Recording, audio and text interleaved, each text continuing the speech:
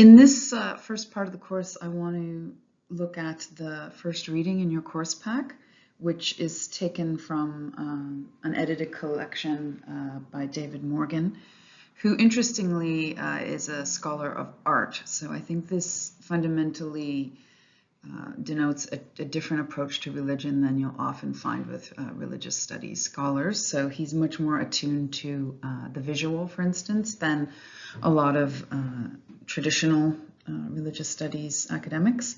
So I find his work really, really helpful as a way to orient in this course on ritual and life rites.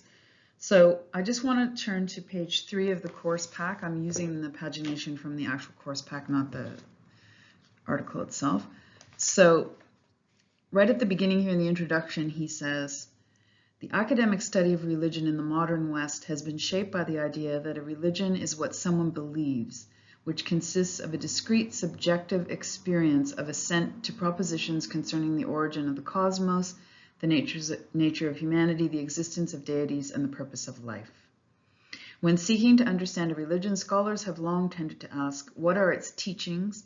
Focus on belief as a set of teachings derives from the creedal tradition of Christianity, which was intensified by Protestantism. So he's saying something very important here, which is that the whole field of religious studies in the Western world has been shaped fundamentally by Christian approaches to religion, and particularly Protestant approaches. And as I mentioned last week, Protestantism is extremely critical of ritual. So Morgan is trying to correct this, and I think this is very important. When I started studying in my undergraduate, it was very difficult to find a course on ritual.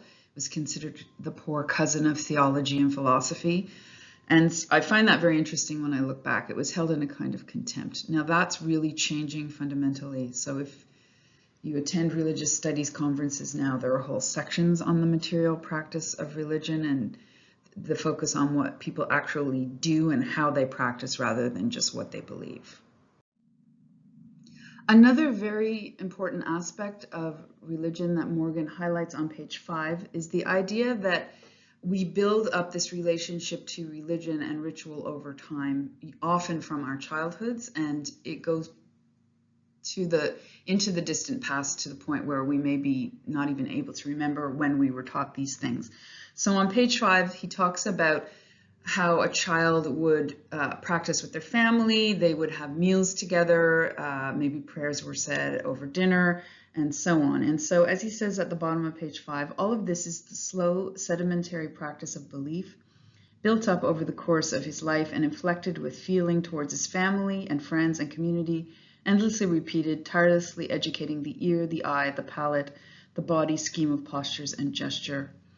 So this idea that it's embodied practice, it's not just about your thoughts, it's about what you see, what you hear, what you taste. So just to give an example, a more secular example, moving into the fall, we associate this time period with certain foods in Ontario, and if people celebrate Thanksgiving, they tend to eat very specific foods, whether it's turkey, pumpkin pie, etc., that are associated both with that time of the season, but also with a kind of a ritual practice, the family getting together to share those foods, and so on.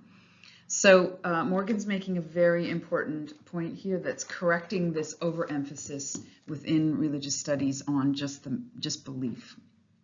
So on page 7 in the middle, he says, materiality is a compelling register in which to examine belief because feeling, acting, and interacting in sensation embody human relations to the powers whose invocation structure social life. So I know that's a very complex sentence, but he's basically saying that looking at religion through the lens of how people actually practice tells us really a lot more about it than if we read, for instance, their holy book. If you just read the Quran, it's not going to tell you much about how Muslims actually practice their tradition. He goes on to say, most believers live their religion in the grit and strain of a felt life that embodies their relation to the divine as well as to one another. And this is one of the most compelling statements I've ever read about religion and ritual. The idea that people live their religion as in their everyday life, and it helps them to structure their everyday life and to overcome challenges in their everyday life. So I want you to read through this first reading very carefully because Morgan's making a very important series of points here.